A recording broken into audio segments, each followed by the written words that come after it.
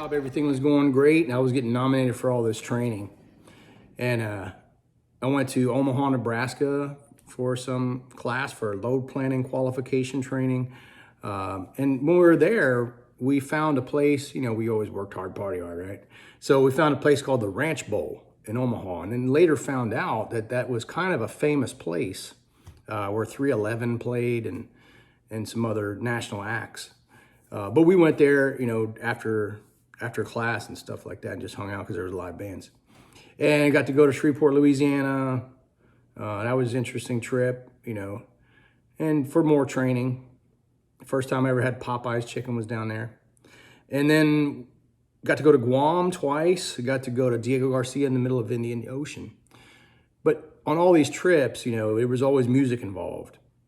You know, and I remember going to this one guy that was from New York City, and he wanted to be a rapper. You know, he liked LL Cool J and of course Beastie Boys and all this other stuff.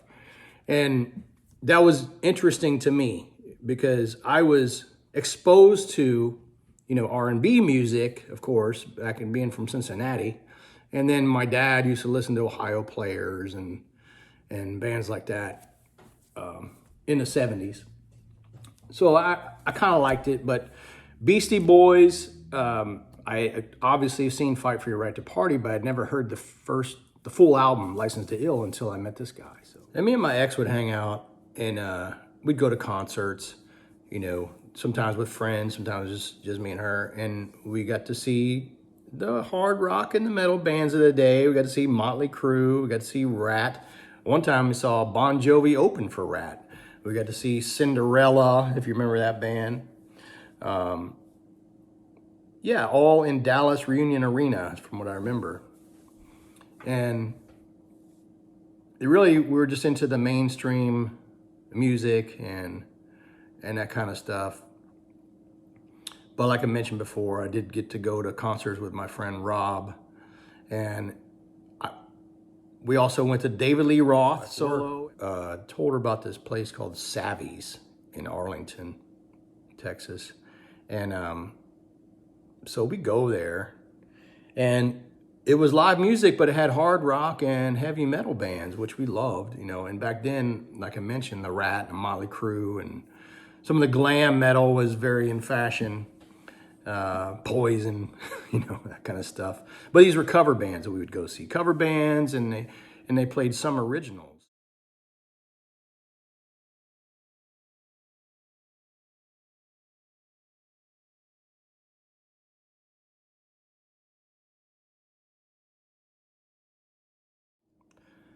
At Savy's, we saw Pantera, and I was telling the merch guy who didn't care. I was like, I saw them in Wichita Falls, man, when I was in tech training, and they're a great band, you know. Just of course the place is always packed whenever Pantera played.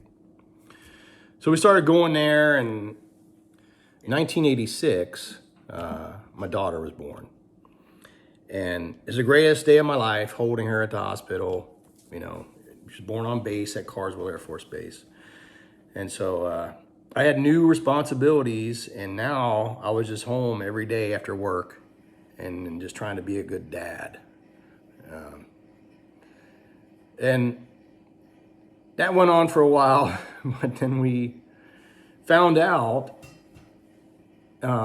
maybe a year later, the Pantera had a new singer. You got to come and check this guy out. He used to be in a band, and he's from Louisiana. He used to play in this other band. And our neighbors were from Louisiana, and they're like, oh, yeah, man. We know that band, Razor White. That was Phil's old band. So we go there to check him out at Savy's, and we're just blown away. I mean, he was singing Judas Priest's Devil's Child, just like Rob Halford. And people were just going nuts. We're like, where did this person come from?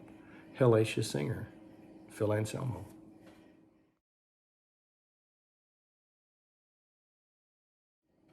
And at the end of their set, they go, all right, we'll see you next week, Joe's Garage in Fort Worth, Texas. And I'm like, Joe's what?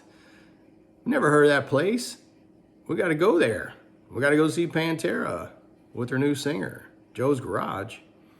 Well, and then all the way until I left Texas in 1990, I was going to Joe's Garage a lot, especially when Pantera played. And, we would sometimes trade babysitting duties with our daughter, or sometimes we'd get a sitter and we'd go together. And that was great. And then what happened was this.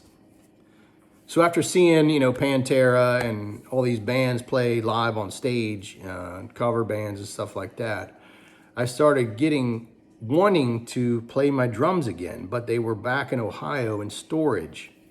And I didn't know about the Air Force rules back then, or if you could have stuff shipped or what you could have shipped. So I did have my drums sent out. So somebody at work said, yeah, man, just go over and talk to this office and do the paperwork and they can have it shipped from your home in Ohio. What, really? And of course we added on a bunch of stuff and we had it shipped down there. And, but no place to set up my drums, of course, right?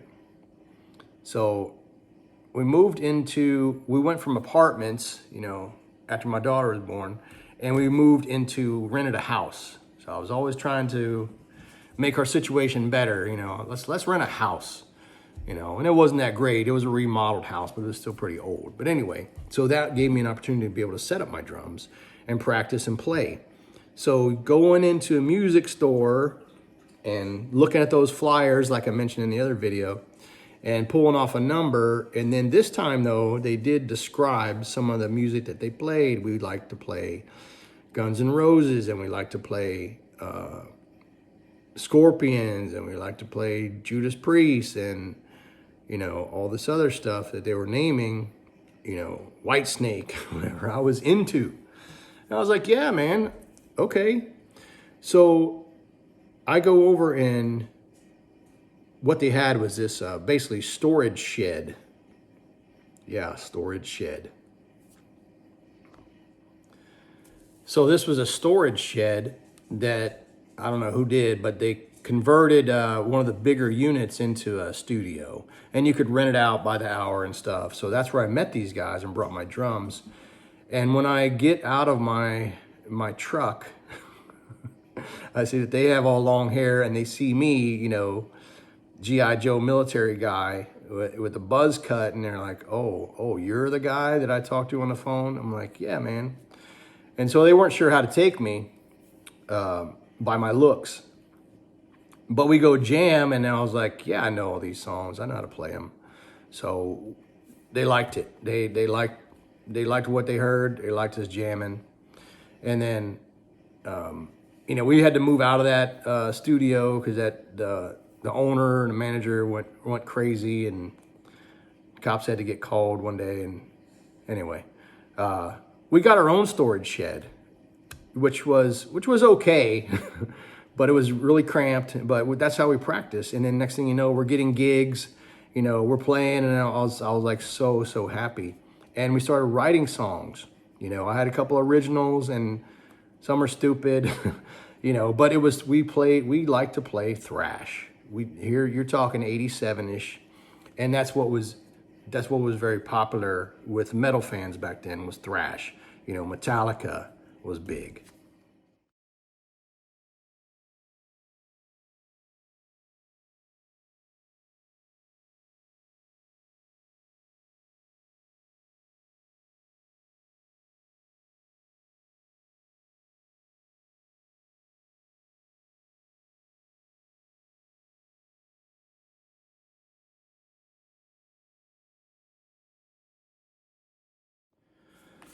So yeah, Metallica. So at this time, there was some great stuff coming out, starting with like 84. Not only did we have Iron Maiden Power Slave, one of their best ever albums, come out in 84, but also Ride the Lightning by Metallica, the first Metallica album I ever heard. And I was like, whoa, these guys are fast and heavy, loved it. And Slayer. I got into Slayer early on, before, Rain and Blood even came out. There was an album at this record store called Live Undead, and it had, Die by the Sword and Chemical Warfare and some of their old stuff on there. And I started listening to that before I heard Rain and Blood, which is, of course, is an epic album, classic album of Slayer. And I really started getting into Slayer as well. I remember seeing them video, the VHS cassette, that you'd get at the video store or whatever, and had Slayer, Venom, and I forget what else, but I'll put the link in if I find it later, but it's on YouTube now. And so that's what I started getting to, thrash. And of course, I'd go to band practice and I'd be talking about a Misfits song and I'd play it for them and they'd be like, let's try it. Let's try to cover it. So we covered Where Eagles Dare by the Misfits, and I sang it and played drums to it. And we were just having fun playing gigs. These guys were, of course, very serious about it. I knew that I was in the Air Force at the time, and I just wanted to take it as far as I could go. And it was a great time in my life. We'd go to some places like in wherever, Grand Prairie, Texas, and play some bar, and they put us on at like 4 PM. It'd be like just, a couple people at the end of the bar, and that would be it, and the bartender and golf clap kind of thing. And then we'd go out to Dallas and open up for this other band that'd be bigger, and there'd be people stage diving and stuff like that, and we'd be like, whoa. And open for Pantera. We ended up opening for Pantera twice at Joe's Garage in Fort Worth, Texas, and never played to that bigger crowd before. Just as many people as they could pack in the bar. I don't know if the capacity was like 600 people, and it definitely exceeded that. Fire Marshal was called several times when Pantera played, but so awesome. Got to play Vinnie Paul's drums, swear to God.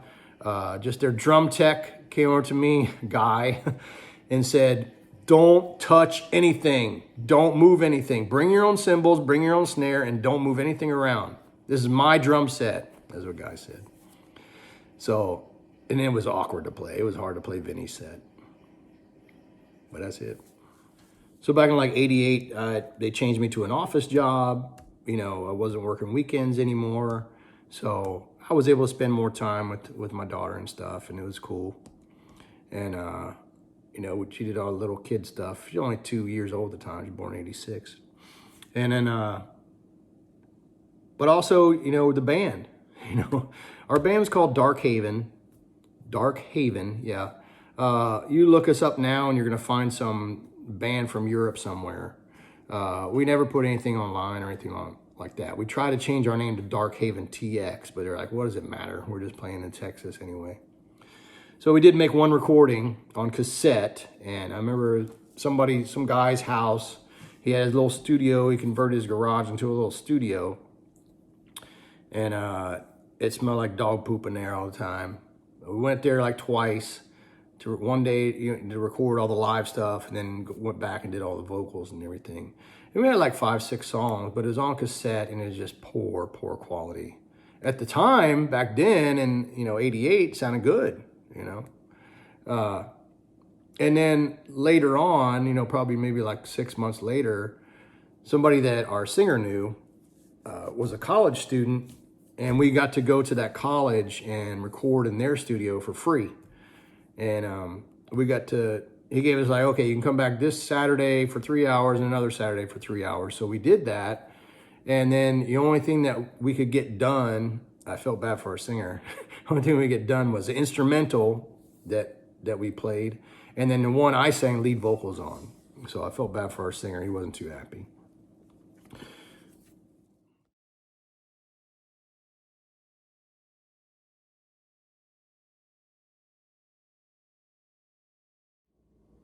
Almost slipped up and forgot to tell you about some cool bands back then at Joe's Garage, like Rigor Mortis, who ended up getting signed by Capitol Records.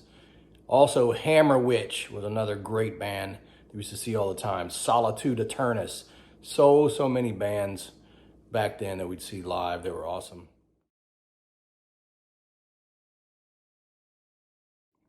I mentioned before that thrash was really big back then, and I was listening to Metallica, Slayer, Megadeth, Wake Up Dead. That song, Wake Up Dead, Pantera used to cover it. They covered it very well. Anthrax, Celtic Frost, all the Bay Area, they call them the Bay Area Bashers, or the thrash bands from the Bay Area, Testament, Exodus, Death Angel, Forbidden. And one thing that I liked listening to, and it was also popular in both sets. So a lot was going on in Dallas and probably, nationwide, is punk rockers didn't like metalheads, metalheads didn't like punk rockers. Well, I considered myself both at the time, and I wasn't sure which side of the fence to be on, but here comes this crossover music, which kind of sounded like punk, but the guitars were metal. I'm talking about bands like D.R.I, M.O.D, Excel, bands like that. And then even some local bands that called Gamma Side. They were really a good band back in Texas. And a band called Talon. The guitar player for Talon, Pete Lee, and later on played guitar for Gore. But these are all bands that, I was into back then. And we'd get to go to concerts. I got to go see Slayer, Motorhead, and Overkill. Excellent concert, Dallas, Texas. I was on their South Heaven tour. Got to see Anthrax and Celtic Frost, man. And Exodus, yeah. I forgot Exodus on the bill. I was at a place called the Bronco Bowl in Dallas. Got to see D.R.I live. I got to see M.O.D, Death Angel. It's all great stuff back then. Thrash, and a lot of it I still listen to today.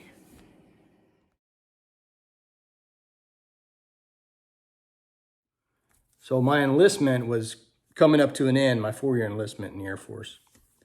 So I remember coming back from lunch one day, and in the office, they hung up pictures of like fish hanging off a fishing line, and polar bears and Eskimos and stuff like that. I was like, what's going on? They're just all laughing at me. They say, man, you got an assignment to Alaska.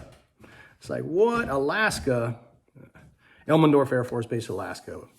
So, which I'm sure would have been pretty cool, but at the time we didn't want to leave Texas. The family didn't. So I was like, well, okay. And then my boss said, you got to go down and sign this paperwork. And you have to, if you're going to take it, you have to extend your enlistment for 2 years. So I went ahead and extended it and told the family, told the wife we're going to Alaska. She wasn't happy. And so later on, after I extended, somebody said, well, you can turn it down, right? I said, oh, I can. So they said, yeah, you just got to deny retainability. But you're still locked into that 2-year enlistment or 2-year extension because I've already entered into it. So that's what I did, turned it down, and then fast forward to about, mid-'89 is I got promoted to Staff Sergeant, E5. Found out I got promoted. And then at the same time, probably the very next day, they gave me an assignment to Rhein-Main Air Base, Germany.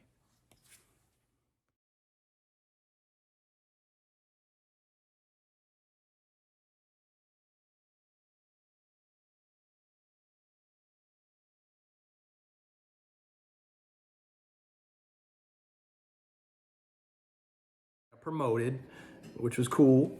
So here we're getting ready to go to Germany, but we're not really wanting to leave Texas at the same time. But all my bosses kept telling me is, yeah, man, you got to go work at a real aerial port. You're just working in transportation right now, doing 1 plane a day. Go work at a real place, a real MAC port. That's where you need to be. So got the orders to Germany. Of course, my band, I was like, what about the band? Band wasn't happy. I was like, guys, I'm not going to get out of the Air Force to try to stay here. So I have to go. So they're like, oh, well, this sucks.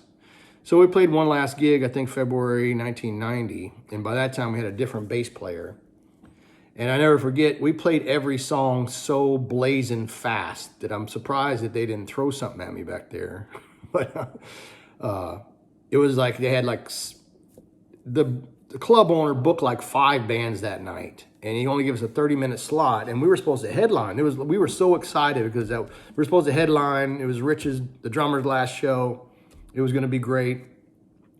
And he puts on last, which we thought, oh, that's great. Our name's on the marquee, and you know, we brought video and stuff. And by the time we got up there, it was like 12:30, 1 o'clock in the morning, and they gave us 30 minutes to play.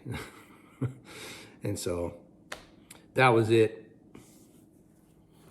So this video probably could have lasted for hours. It's very hard to capture a lot of the things and the stories and what was going on in the 80s in just a couple of 30-minute segments, but I tried. Maybe some of you feel like you've been here for hours, I don't know. I do appreciate everyone that I worked with and served with back then in the 80s, Carswell Air Force Base, Texas. I had some great friends there that I still keep in contact with. I had some good mentors that kept me in line. Katrina, Jeff Barr, D Nation, Captain Rader Evans. You know, they kept me on the right path. And the work friends, you know, I already mentioned Rob and John, you know, Wendy, Dan, Gloria. I mean, Dan and I were chatting on Facebook the other night, just talking about warehouse basketball and just stories. And we all have so many inside jokes, we can just look at each other and laugh. You know, it was great. And bandmates, you know, my bandmates from Darkhaven, you know, Mike and Adam, I still keep in contact with those two. And John, our first bass player. But I kind of lost track of our old lead singer. But yeah, those guys are still trying to get it done with music, and Adam's doing art, and they're both in Texas in different areas. But yeah, so that video, I hope everyone liked it. History over coffee. The next episode, more to follow. If you still want to, please leave me some comments. And let me know maybe what was going on with you in the 80s, or what influences you had, or maybe if you, some of the bands that I mentioned, if you have a story or want to talk about it, please leave me a good comment. I always read all of them. So thanks for watching History Over Coffee. Rich Raw Dog Drums out.